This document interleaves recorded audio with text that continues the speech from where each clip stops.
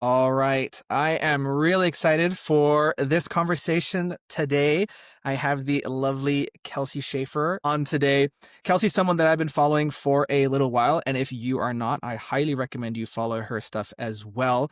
She shares a lot of amazing stuff kind of around entrepreneurship, and that's something that I want to dive into today because I think she has a really cool story that I want to get the details on and a lot of stuff that can help anyone figuring out their entrepreneurship journey to make some progress as well. So thank you again for coming on, Kelsey. I really appreciate you joining me today. Just to kind of get started, give me a little bit of a background on who you are and kind of what you're working on at the moment. Well, I guess I'll say that I am somebody who went from living the corporate life. I always kind of thought that I would like climb the corporate ladder, got the couple degrees and all that fun stuff. And then I think I always kind of knew that I never really felt quite right in any of the jobs that I took. But I was probably like in my late 20s when I was like, this is not it for me. Like, I don't know if I'm just in the wrong position, but I always just felt like this is not what my life is supposed to look like. So that kind of set me on the path of entrepreneurship, to make a very long story very short. And quite honestly, I've just been figuring it out ever since. And now that's what I make a lot of my content about, similar to you. And it sounds like what your goals are with this content.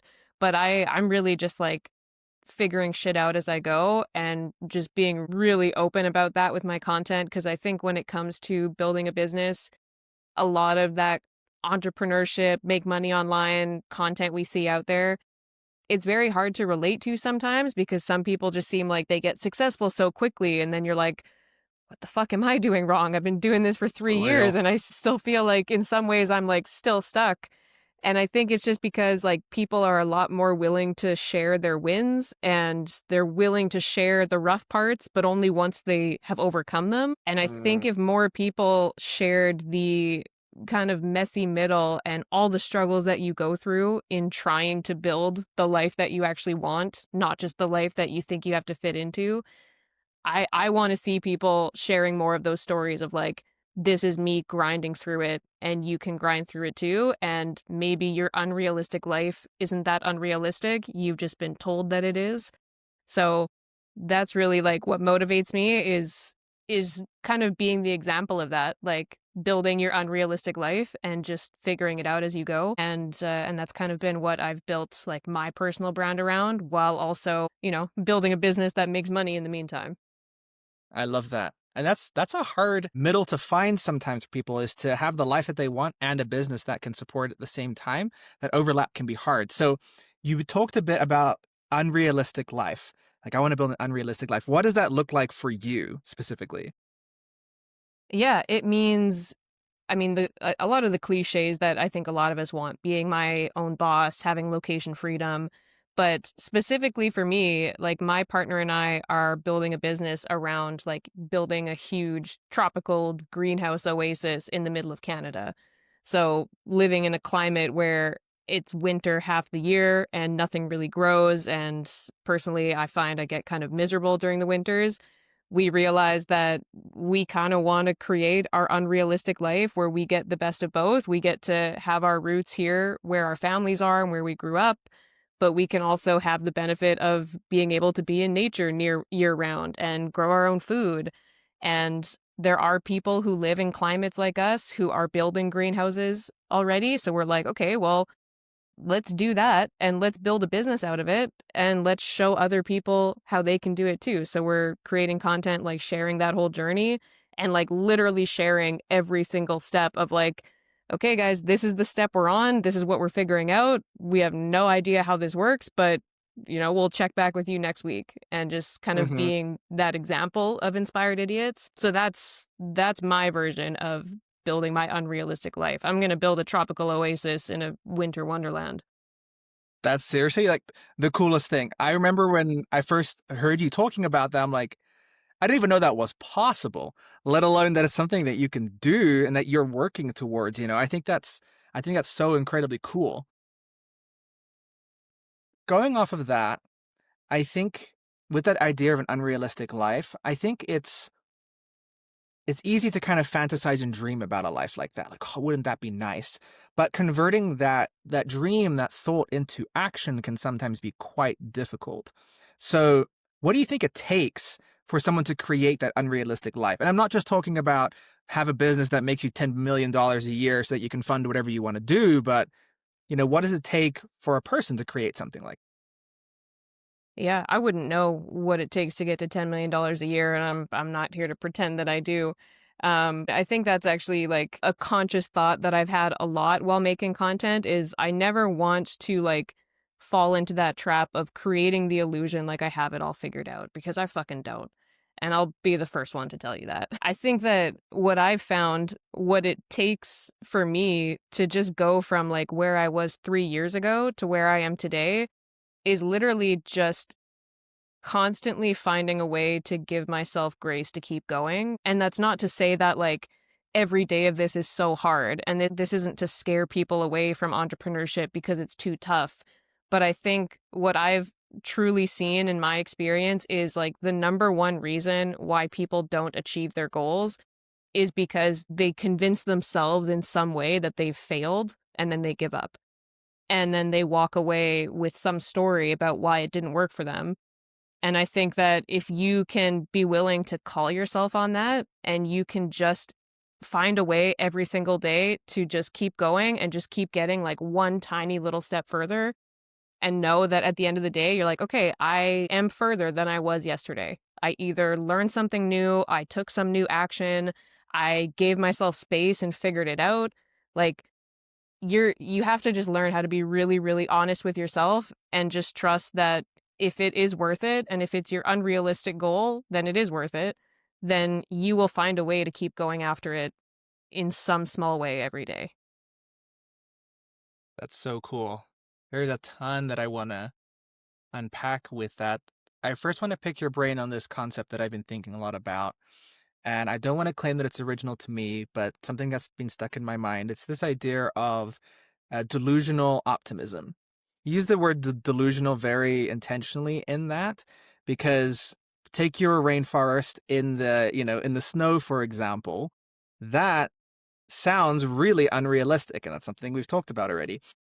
But having that delusion, that just unshakable belief that that is something that you can make happen and you can and you will make happen, I think is something that is an essential aspect of entrepreneurial success, if that makes sense. And to spin it another way, you can look at it as having faith in something, like just having that belief of I can create a rainforest in this like winter wonderland, snow covered desert. And I can do that. And I think that that's one of the hardest things for an entrepreneur to have is that vision and that conviction in yourself that this thing that doesn't yet exist, I can make it exist regardless of what the evidence around me is telling me right now. What do you kind of think of that idea? Is that something that you agree with? Am I missing something there? What do you think? Yeah, this is really funny because I think my newsletter last week was about like being delusional as an entrepreneur. Let's Um, go.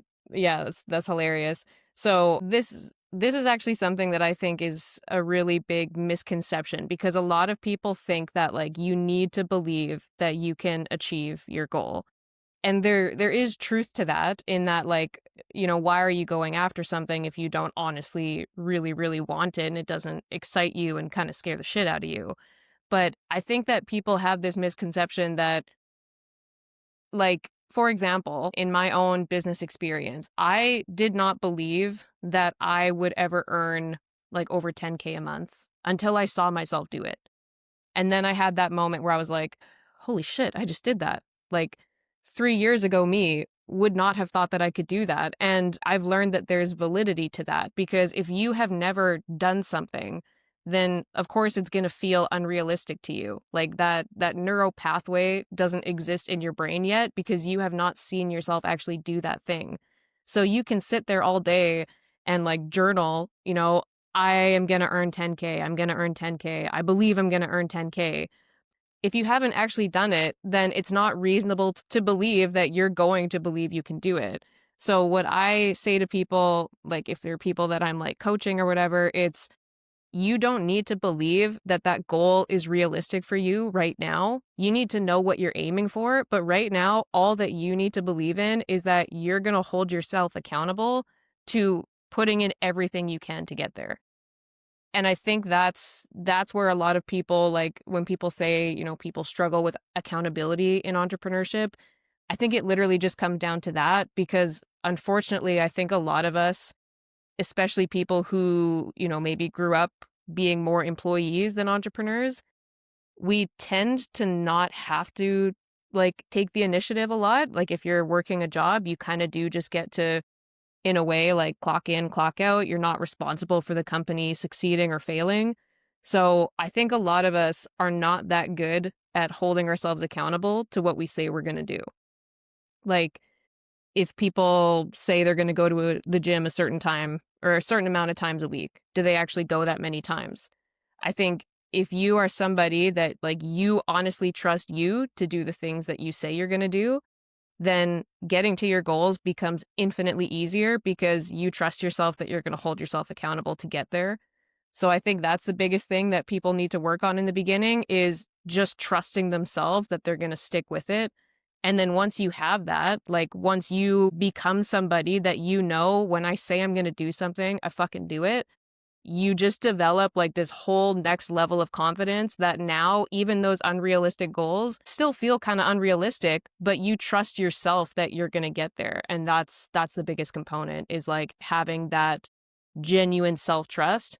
And that takes time and it takes reps and accountability to prove to yourself, like, I can actually do hard things and stick to them. I love that. To me, it sounds like what you're describing is a sort of inner integrity, something like that. That you are who you say you are, you do what you say that you'll do, and that process builds trust with yourself. So that even if the thing you're aiming for is unrealistic, the belief in yourself to do the things to get there is realistic, and that's something you can ground yourself in, which is powerful. I think a lot of discussions that I see online are about this idea of imposter syndrome, which I think is like, and how much of a role it plays in doing anything unrealistic. But to me, at least, and kind of going off of what you just said, imposter syndrome, I feel like to some degree has to just be part of the process because the thing you're working towards and the thing you need to achieve it, you're not the person that can do that yet. You're not that person yet, you know? And so there is going to be a dissonance between who you are right now and whoever that person is. But if you're focused on who that person is right now and putting in the actions to get you there, then you're focusing on the right thing rather than the gap between who you are right now and who you feel like you should be. Imposter syndrome is always going to show up in that gap because you're going to want to be someone that you're not. You're going to do things that you haven't yet. That gap is always going to be there. I feel like it's unrealistic to try to beat imposter syndrome. I think it's more important to pick the battlefield of how you're fighting against that feeling by focusing on the micro things that you can do right now, rather than be like, oh my gosh, I can't do this because I feel imposter syndrome, all of this kind of stuff.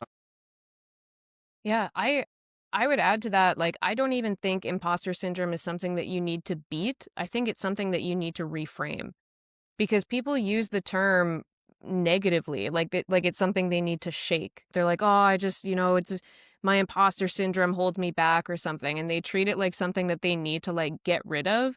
But just it's literally a word change. Stop calling it imposter syndrome and start calling it I'm doing something new that I don't know how to do yet.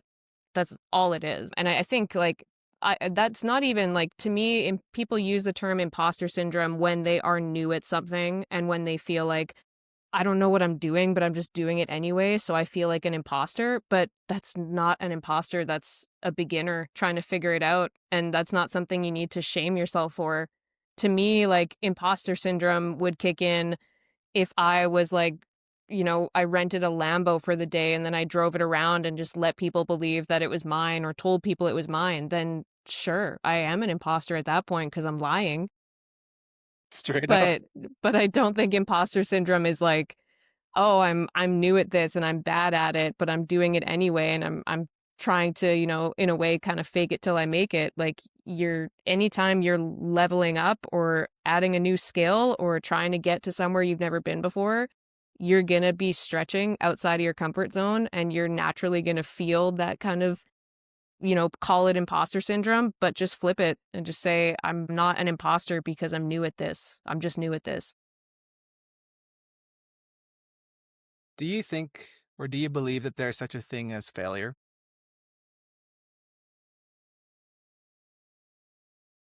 But I don't think it's what we learned in school, which I think is the failure that a lot of us are say we fear or we try to run from. Because I think school teaches you that failure is bad, that failure gets you low grades, failure enough times can get you held back. You're graded, so you're taught to make less mistakes because that means that you get a better mark at the end of the year. And I think when you get into real life, and especially in entrepreneurship, it's completely the opposite. You have to fail a lot, and you have to get a lot of answers wrong, and you have to learn to just not care and see it as progress. So like when I was brand new at online business and I was trying to get clients, I went into it accepting that I was going to get told no a lot. And every time I got told no, I learned something from that. And I was like, okay, that's information for me to take in and pivot. But a lot of people are still stuck in that mindset that school taught us, and they let those little rejections kind of convince them that they're failing. And then that goes back to what I said before, that people convince themselves they've already failed and they give up. And that's where I think the only really real failure lies, is where you've convinced yourself that you failed. So you gave up, and now you're just going to cling to that story, about why you failed. And kind of use it as a justification for quitting because there's something that happened where you failed.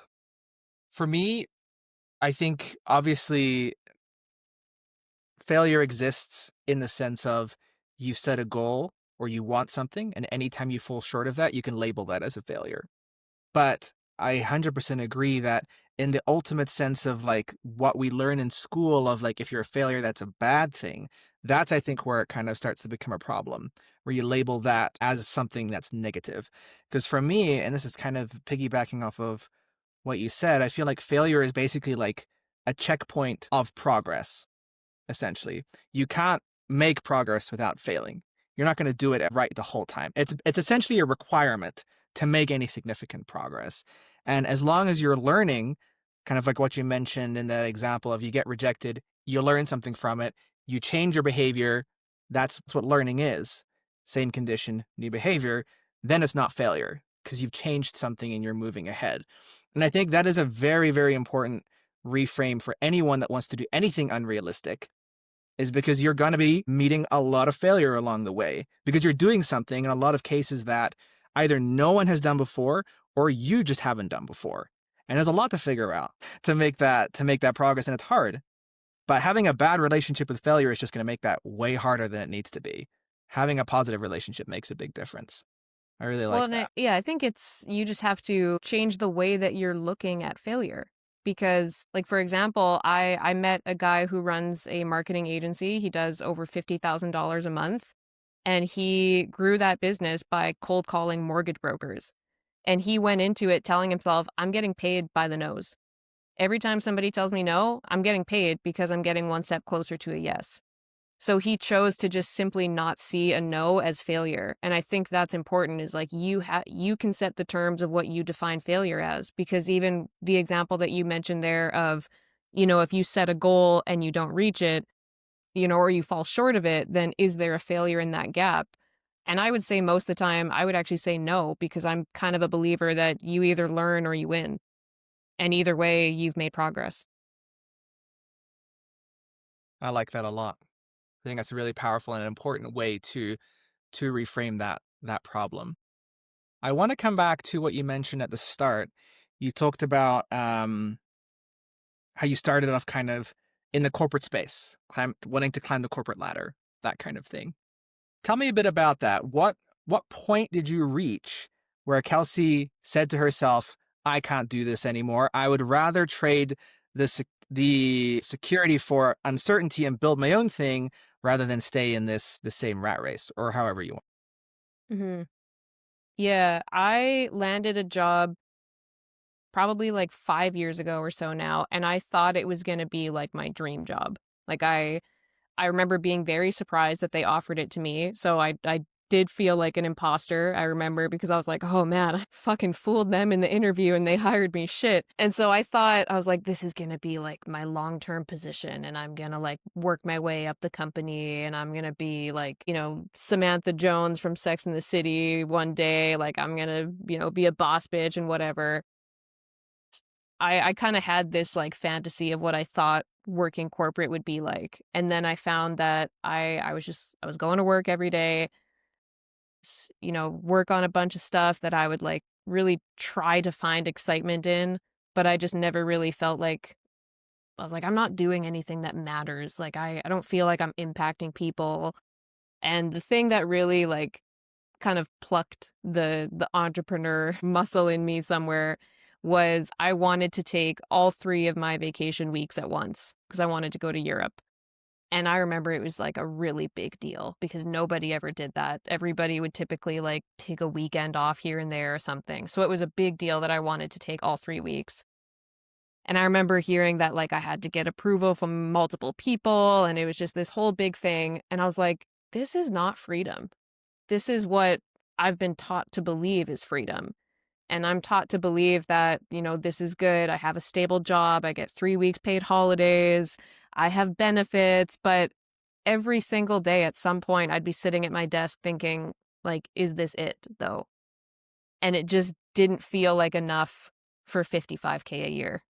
I still didn't know at that point. Like, it's not like I had a plan. I wasn't like, I know I'm born to do this and I'm going to go do it. I had no fucking idea what I was going to do. I just knew that it wasn't going to be in a cubicle. And if I kept staying there, which like having a job is comfortable and it's really hard to leave when there's nothing like terribly wrong with it. But I knew that if I stay here, I'm never going to figure out what I could do. I think a lot of people will resonate with that journey, as it can be really hard to let go of the consistency and security that you have in a traditional job setting. So you're at this place, you decided obviously to leave and to go into uncharted waters, try something new. Having gone through that process, what would you say is the biggest difference between an employee and an entrepreneur? I think as an entrepreneur, you have to be willing to be really accountable and to call yourself out a lot and to get the fuck out of your comfort zone and do the things that scare you. Because whether you're even if you're just a one person business, there's more responsibility in running your own business because if you decide to not show up and get shit done, you're not getting paid this month. And yeah, the argument could be made for that for a job as well, but there's a little bit more security and stability. And there's, things like quiet quitting. That's a trend now where people work from home. So they get to just kind of quietly quit. But with entrepreneurship, like there's way more uncertainty. And I think it really comes down to you betting on you because there's kind of 2 ways that you can look at that. If you say to somebody, hey, do you want to be fully in control of your income and your schedule? But you're fully in control of the business, so you completely determine if it succeeds or fails. Some people would be really excited by that. And they're like, fuck yeah, I want to be in control. I want to put my work into my own business. Like, that excites me. And other people would be like, fuck no, that's terrifying. So I think it kind of comes down to, I honestly think it comes down to accountability. And like, if you are somebody that you trust yourself, that you'll just figure shit out and you're excited about that, then I think you will succeed in entrepreneurship. And it's not that you always have to be excited about it, but you have to trust that at the end of the day, you're going to figure shit out. Like a deal falls through and now money's tight this month. All right, we're going to figure it out. Or we have too many clients coming at us and we're working way too much and our relationships are suffering. Okay, we're going to figure it out. So I think it just comes down to that mindset. And that's really, it's what you have to work on when you first make that shift from employee to entrepreneur, is just knowing that it's going to be okay. You're going to figure it out, and you being responsible for your success can actually be a really exciting thing. Absolutely. That's one of the things that I love about business, about entrepreneurship, is that ultimately you are the one responsible for everything to some extent. whether that be the success of your business, your own health and well being, the relationships that you have, the kind of work that you're doing, all of that stuff ultimately comes back to you, which is really exciting in the freedom and the decision and the agency that you can have, but is also terrifying in the sense of if something goes wrong, what do you do? Because it's just you most of the time. Sometimes we're lucky enough to have business partners or actual partners that can help us in that, but that is a scary proposition, a scary deal to have to do, to take the uncertainty to get the freedom, I suppose, in some way. So, what do you think about the idea? I've seen this a lot online of people that say that business and entrepreneurship is the best route for personal development. Is that something you agree with, or I wouldn't say it's, yeah, I would phrase it differently, I think. I would say entrepreneurship is like the ultimate personal development journey. So I think there's other ways that you can personal develop. And what I mean by that is I don't think that entrepreneurship is for everybody. So I think if you're trying to grow, if you're trying to, do some personal development, it's not that entrepreneurship is like definitely the best way.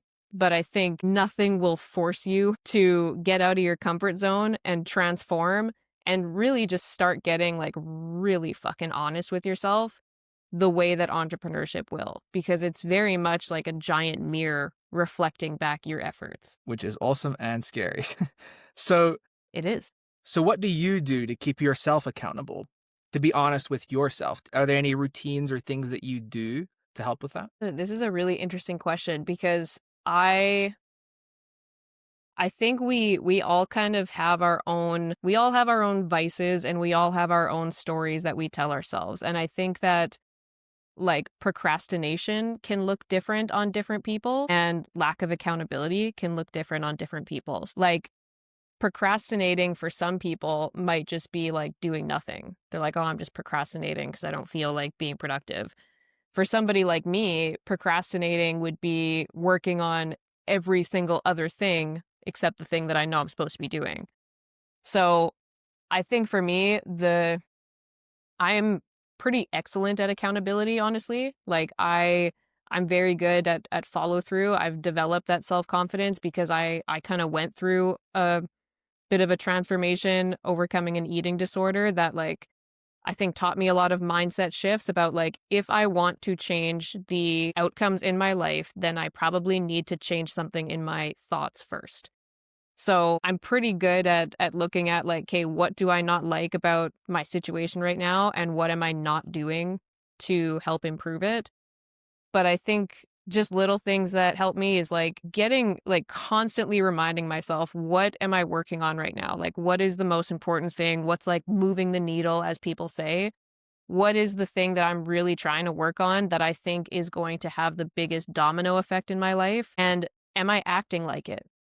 So it's really easy to tell people what your goals are and to like write them down and remind yourself of them, but are your actions aligning with what you say is important? And I think that's again like it's the mirror of entrepreneurship that you hold back up at yourself. So if you're saying, my goal is to close more sales, take more sales calls, close more sales, but then you look at your calendar and you've got shit blocked off all the time because you want to write or engage on LinkedIn or whatever, your actions aren't really aligning with what you say you want. And I think the first step to that is like getting really clear on what you want. And that's why I do think that like finding the right communities or joining masterminds where people are there kind of checking in on you and asking you questions and like really making you get clear on it. I think when you're clear on what you're trying to do, and then it's just a matter of making sure like, okay, are my actions aligning with that and being willing to call yourself on it when they're not. I like this kind of through line that I'm seeing a lot of what you're saying, that alignment between what you think and what you do and what you do and what you say and just everything there is so important. Because I think that you weaken the trust in yourself and you create so much internal dissonance when you don't do what you say that you'll do, when you don't, act in that kind of a way. And I think that's I haven't encountered that sort of approach to entrepreneurship and business in general. And I think that that is really so important to keep those commitments that you make to yourself. And so I like that through line of alignment. My question for you, because I resonated a lot with what you said, especially along the lines of procrastination looks like doing other things that are not the main thing. I am very good at that. I always have stuff to do, and I tell myself I'm constantly busy. I never have time for anything because look at all these 10 bajillion things that I should be doing, according to myself. Not actually important, but I think they are. So for yourself, how do you find what moves the needle? Because that's one of my biggest challenges that I'm still wrestling with. And I'm curious what helps you to know this is my big domino. All these other ones are not as important in comparison. I had a mentor say to me once that the thing that moves the needle in your business is probably the thing that scares you and you're avoiding right now. And I don't think that's always like 100% of the time true, but I do think there is merit to that. I've seen that be the case with a lot of people. Like I coach people on prospecting and like how to actually land clients. And I swear like 95% of the time when people say I'm not landing clients fast enough and I really dig into it with them of like what they're actually doing, it's because they're spending their time doing other shit that they're telling themselves, well, I need to do this first. Like, I need to have I need to make my website better. So I've been working on that. Or I need to, insert other thing that they know actually isn't more important, but they've convinced themselves in some kind of story in their head that they're like, I need to get this thing done. And sometimes you need somebody to call you out a little bit and say, no, this is your brain trying to stay in your comfort zone. What you need to be doing is that thing that you're avoiding. So I think a lot of times it's, if you're trying to grow your business, it is those scary things like prospecting. But I think for me, I've kind of gotten in a system where like I have a couple focuses in my business. I have like my client work, which, drives revenue right now and is running the business. And then I have the greenhouse business that we're building kind of on the side. So I know that I'm juggling those two things. And so basically at the beginning of every week, I will look at, okay, what did I do last week? Like, where are we right now? What is the next step that's going to shift us forward?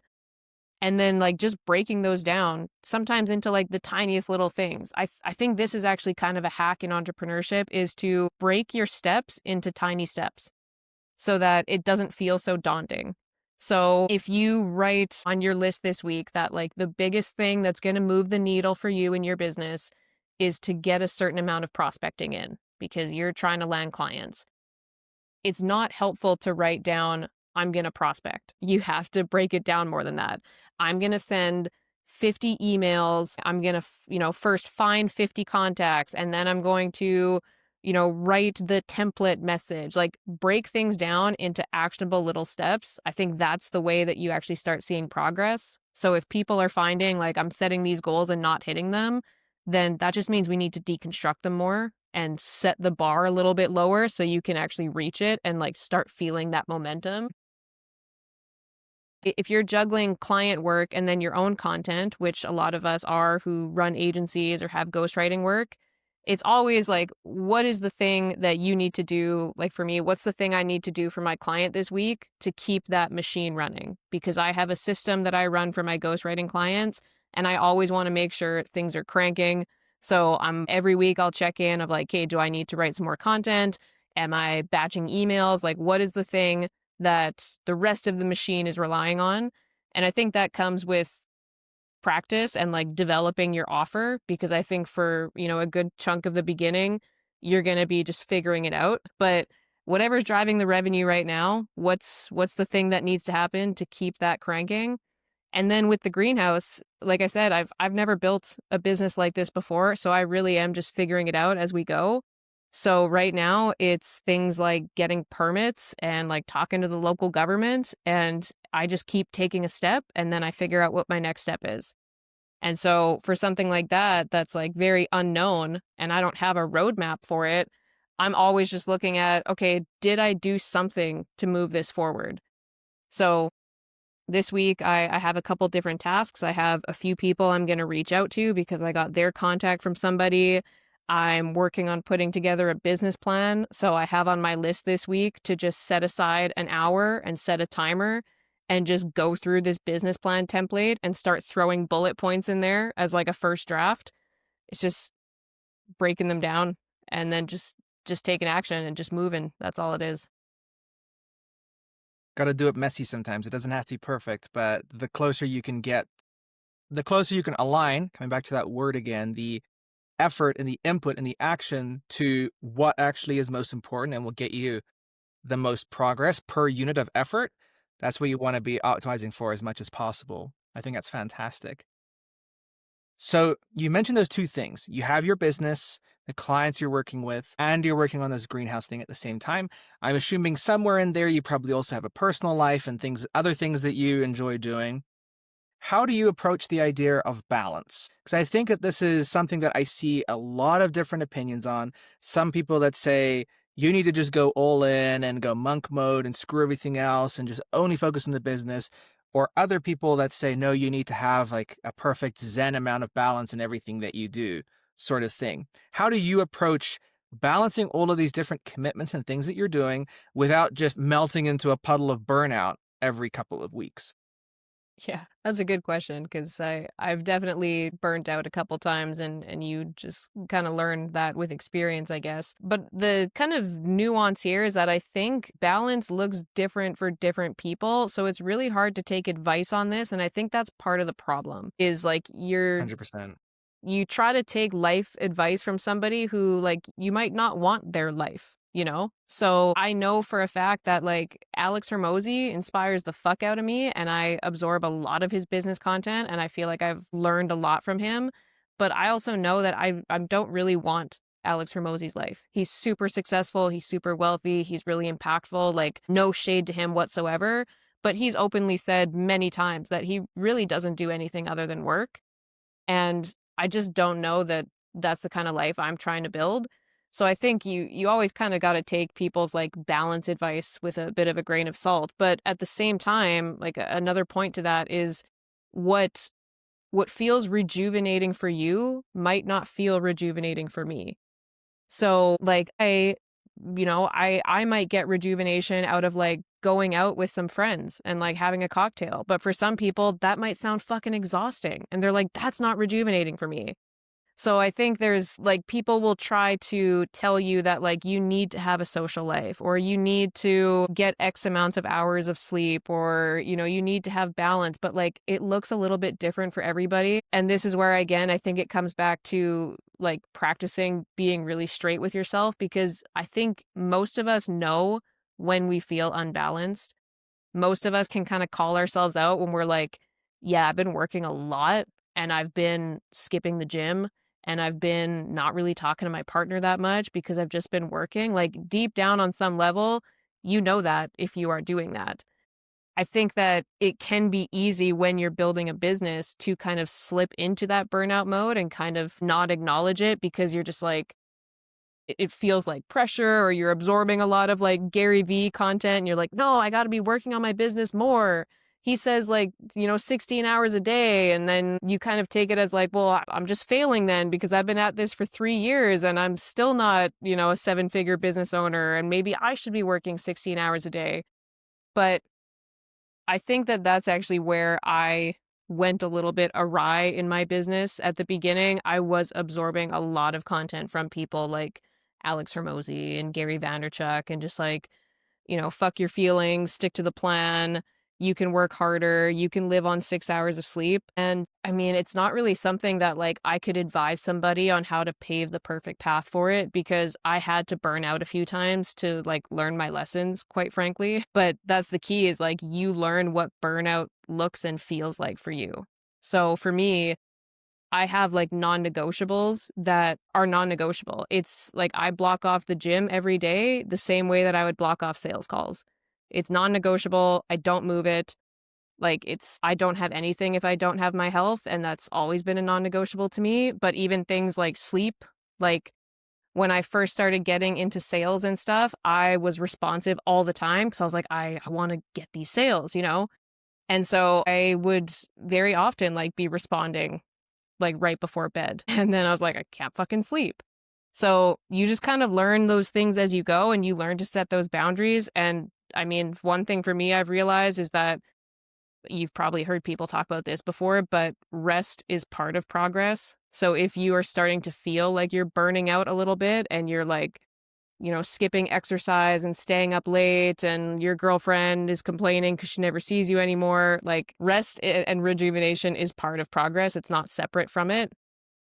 Something that I've been kind of exploring for myself lately is I think that I'm probably more of a like overachiever type A, prone to burnout type person. And it's like I'm so afraid of procrastinating that I go in the other direction where I like overwork, I think.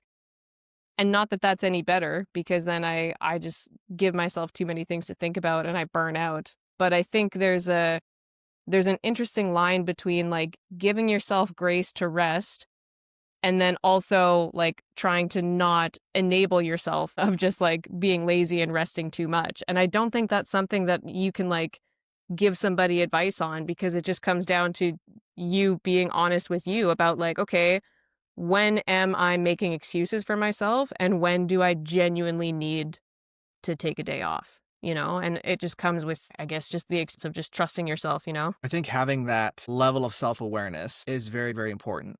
To be able to take a step back from the constant stream of thinking and working and being so involved with everything that you're doing to actually be able to see, whoa, whoa, whoa. Am I doing a little too much here? Is what I'm doing actually important?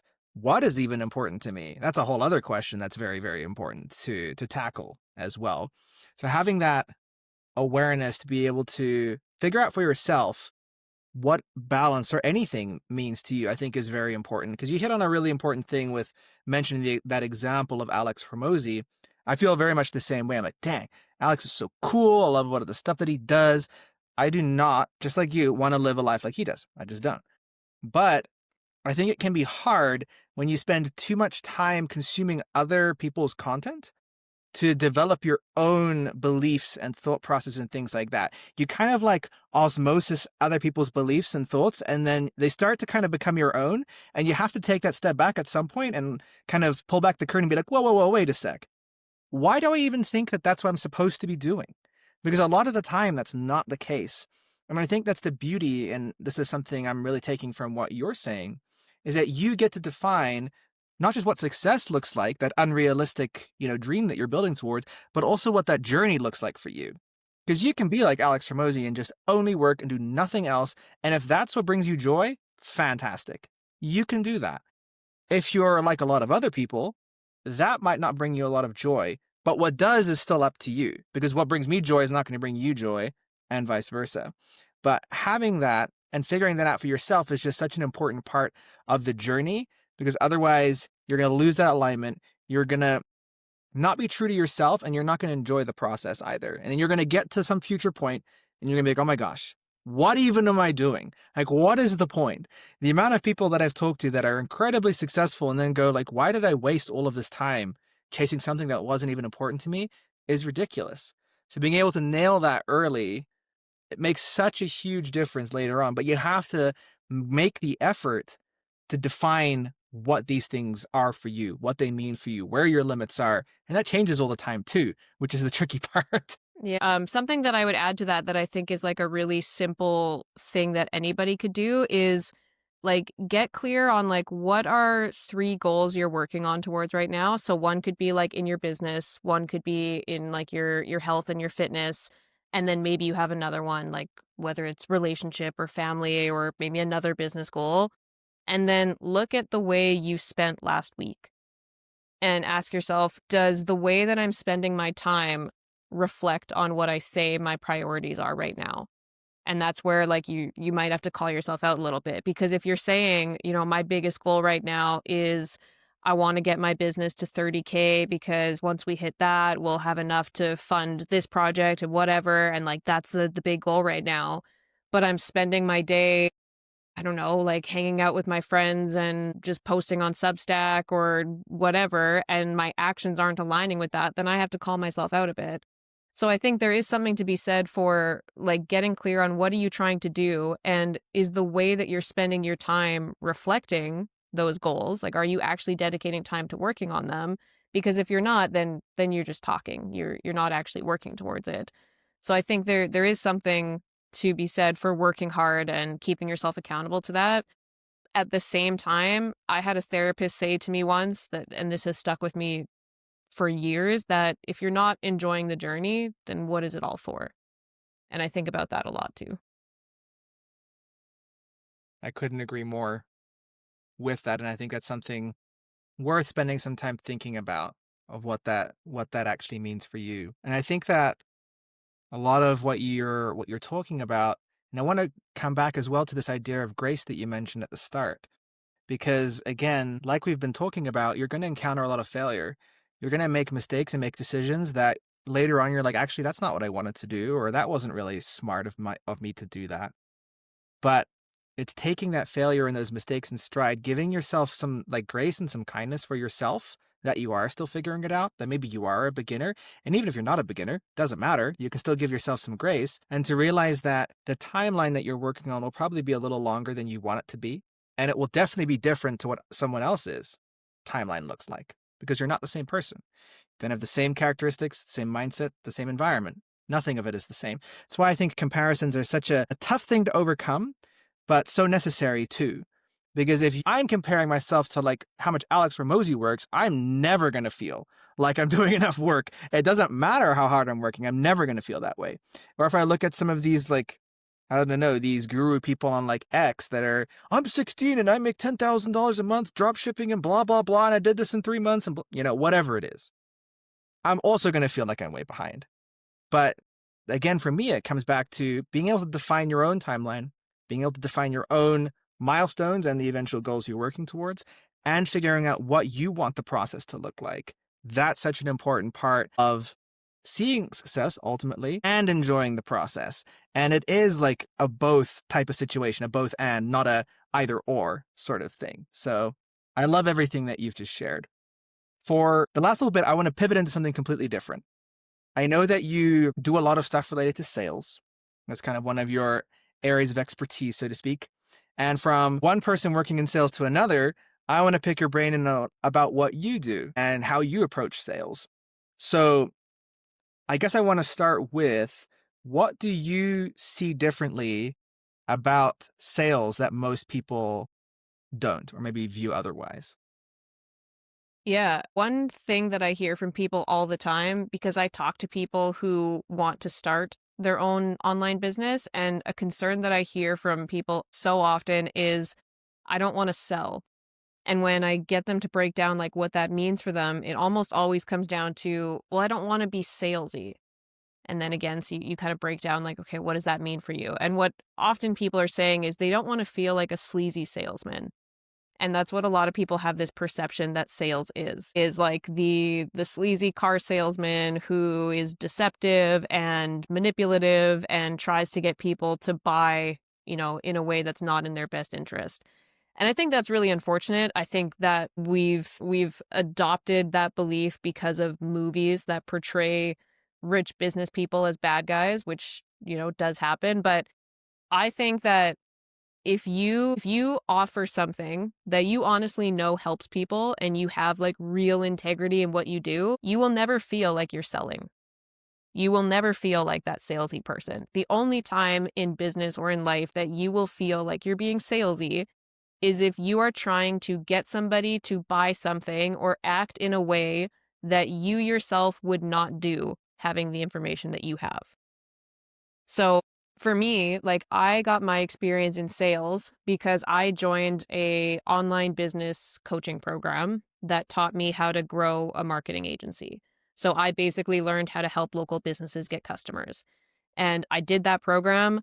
I used it and I went from earning $0 a month to earning about $15,000 a month within, I think it took me about 6 months. And I did that just by following the program.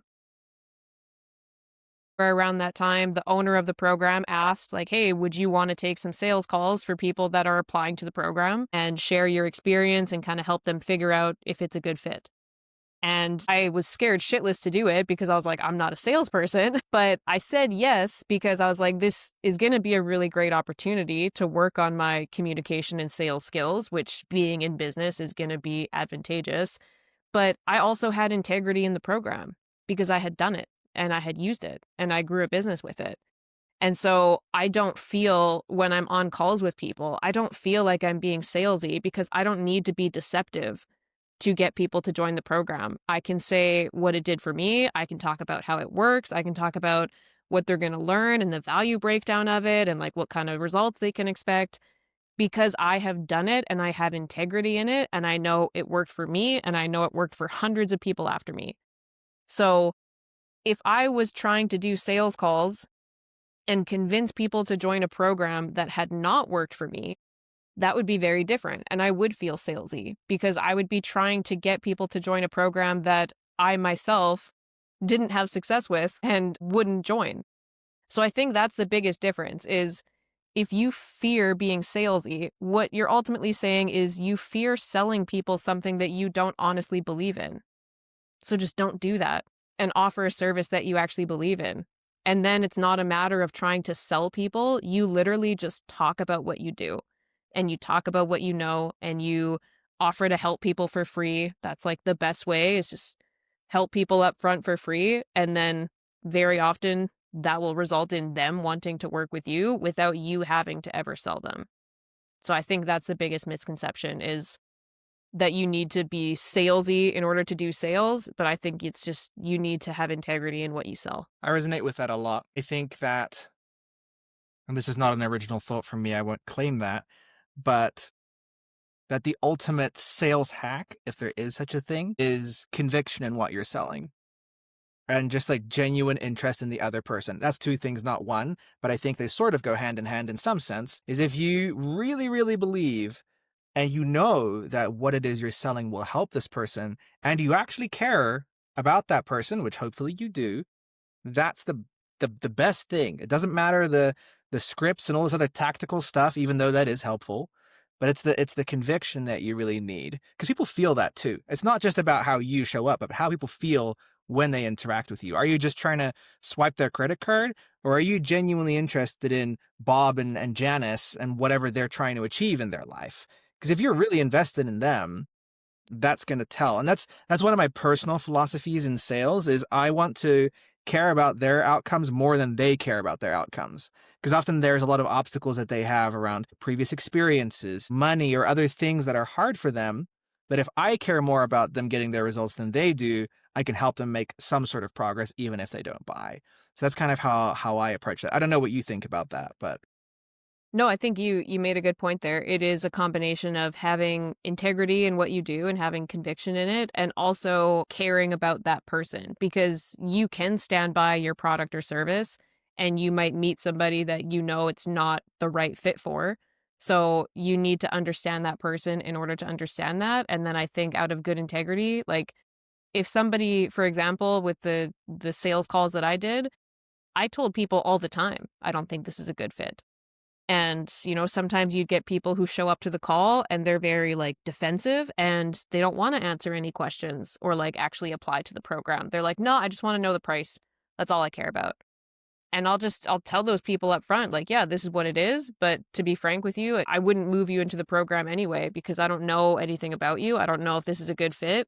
And they want people that are good fits. So I think it is a combo of caring about that specific person too, more so than you care about closing the sale. no, 100%. I love what you said kind of around the perception of sales as well. I've definitely seen a lot of that.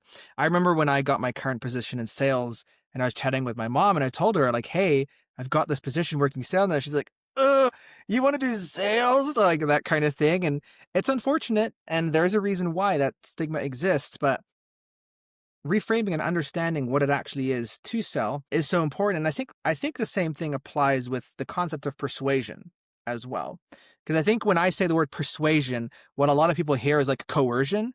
And it's not the same thing at all. Like I'm not trying to force you into making a bad decision, but I do want to have some sort of an influence to help you see something in the way that I see it because I genuinely believe that it's a good way to view something, right? So like trying to persuade online, I'm not trying to help you believe in something that's counter to your happiness or well-being or that's sleazy or manipulative. It's not anything like that. It's trying to help people see how can I embrace a new frame of mind? How can I approach this problem in a different way? And essentially, how can I shift their beliefs? That's basically what it is, right? And so I think that reframing things like sales and persuasion in that way is super important because it is really powerful. And you can have such an amazing influence for good through using things like that. But you got to first recognize that and not fall for any of this sleazy stuff and have that integrity. To wrap up our conversation today, I have 3 last questions for you. The first is, if someone was looking to get started in sales, what are some tactical tips that you would give them that would help them see the most results the quickest? Kind of the 80-20 of sales skills.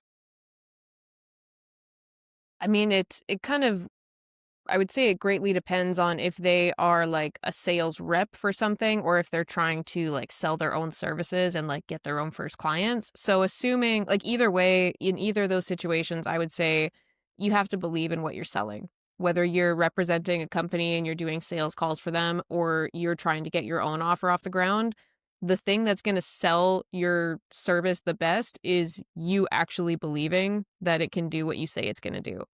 So again, it just comes back to having integrity in it and knowing like, hey, this is what I'm going to do for you. This is what you can expect. I believe in it. Like that's the most important thing in either of those scenarios. So something that you believe in.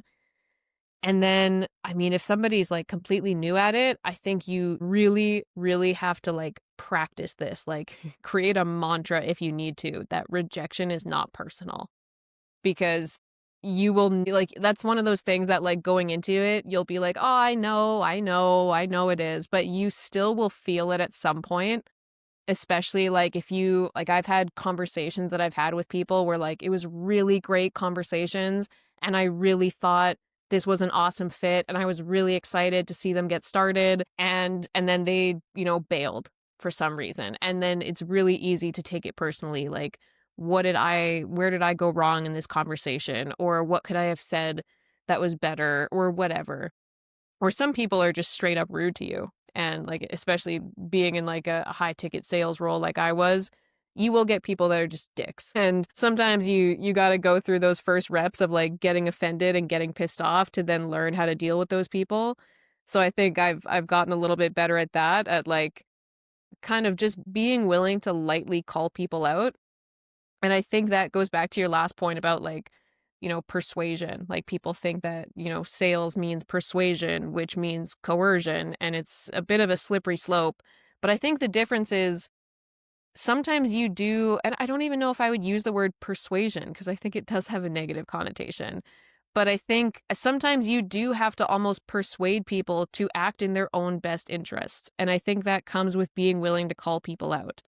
So very often on calls, people will tell me what they want and how quickly they want to get there and how much they'd like to earn and how much time they're willing to put in, and everything's checking. And then at some point, the excuses start coming out about like why they can't do it. And, oh, I don't think I'm going to have that much time. And all the fears start coming out.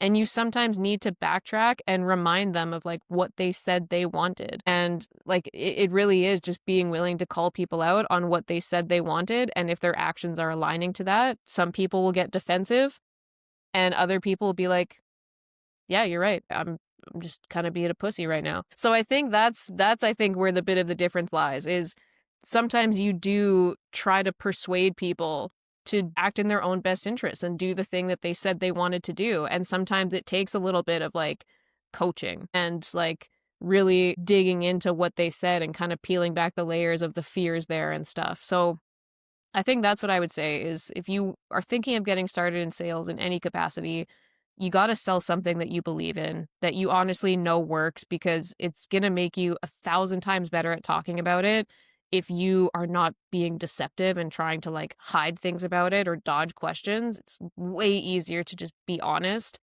and just know that there's going to be some rejections, and every rejection is a little lesson for you to get better. And just know that you're going to have some really cool conversations, and being willing to call people out a little bit will probably actually land you clients.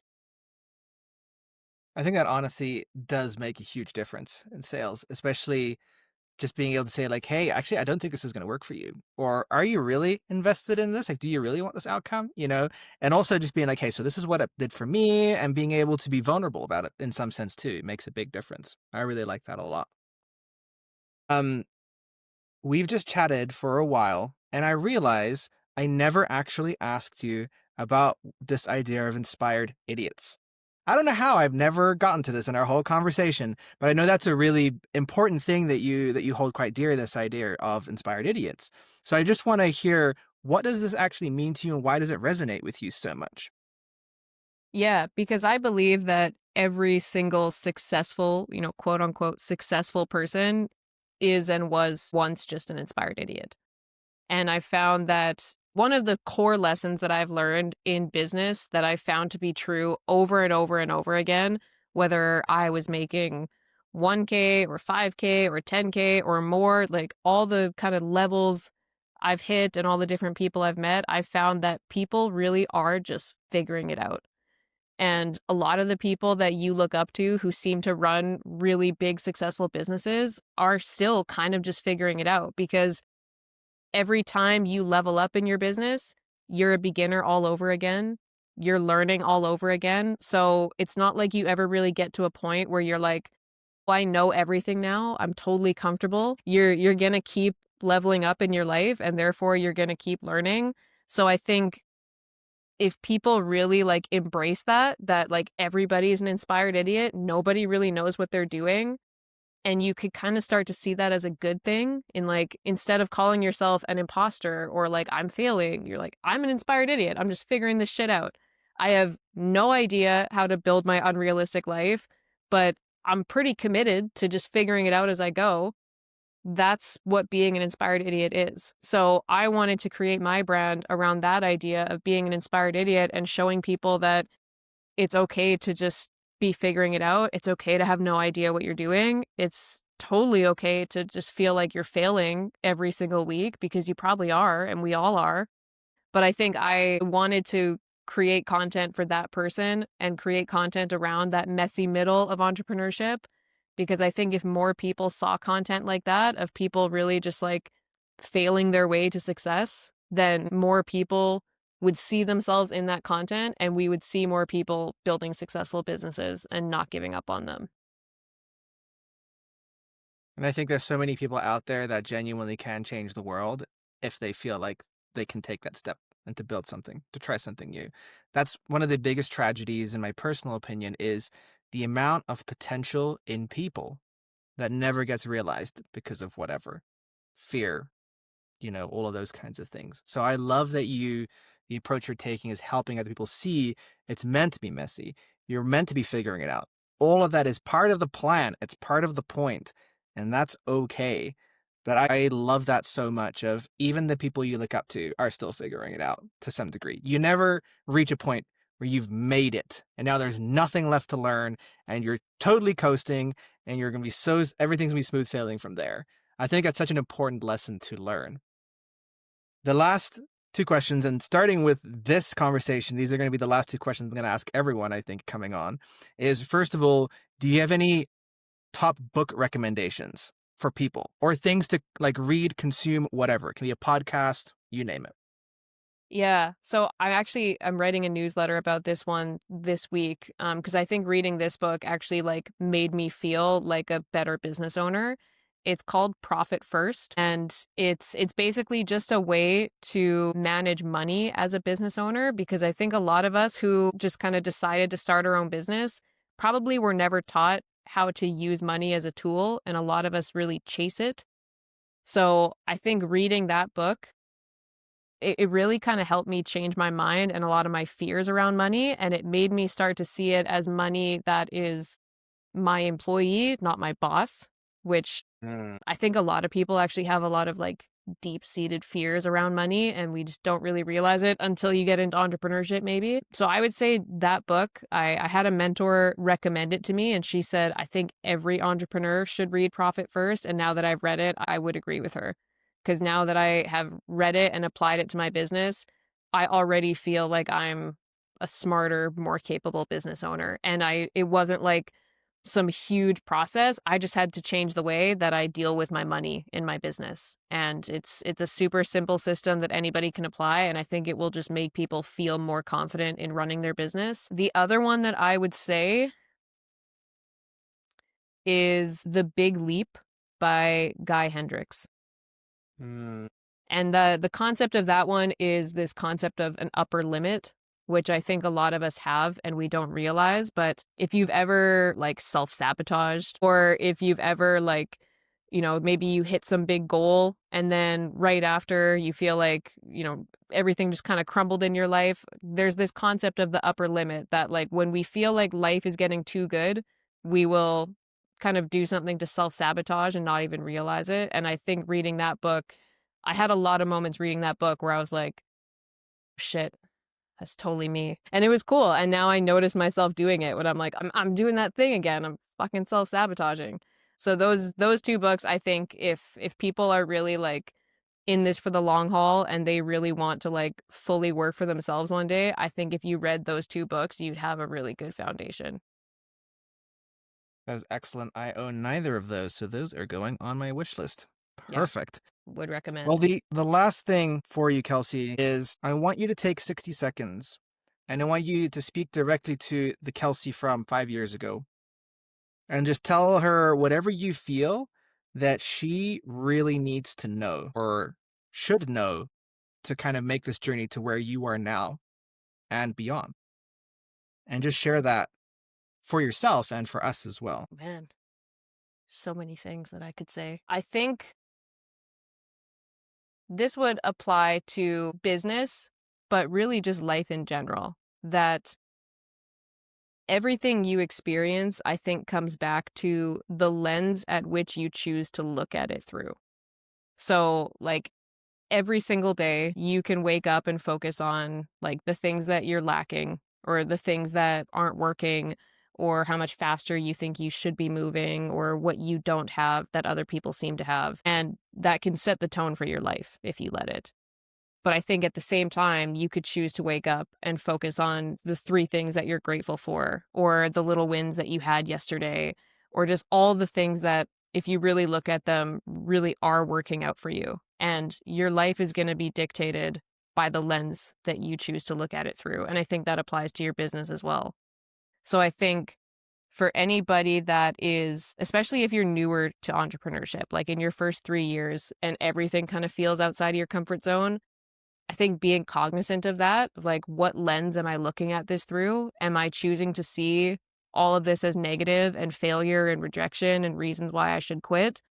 Or am I choosing to look at this as this is new and I'm learning and it's exciting and I'm paving my own path and I'm just figuring it out and so is everybody else and that's okay. Like there's a reason why people talk so much about mindset in entrepreneurship. And I think you'll find the people that you resonate with the most, but it really does come down to that, because if you can keep your mindset in check, then you will always find a way to keep going. And if you don't, and you choose to just let it slip and focus the other way, then you're going to find a reason to not keep going. So you're in control of which outcome you get there. And it just comes back to how you look at things. That's beautiful. If I can flip this the other way, what I think the Kelsey from 5 years ago would say to you is, I'm really proud of you. You know, you've come a long way and done a lot of really cool stuff. And I think it's important to be able to stand still and recognize how far you really have come as a person. I don't think we give it ourselves nearly enough kudos for all of the things that we do. I have a sneaking suspicion that the Kelsey from 5 years ago would look at you now and be like, holy crap. Like, that woman's done some amazing stuff. So this is me making sure you feel a little pat on the back for everything that you're doing, because that's really important. Thank you. Well, Kelsey, thank you so much for taking some time to be on this conversation today. I've thoroughly enjoyed this. I'm going to need to go away and stew on a lot of the stuff that we discussed today, because there's so much there that can help expand your possibilities in your mind and change the way that you approach a lot of the things that we all deal with in entrepreneurship. So thank you so much for sharing your wisdom and your insights with me and with all of us. I really appreciate it. And I hope that we get the chance to do this again soon sometime.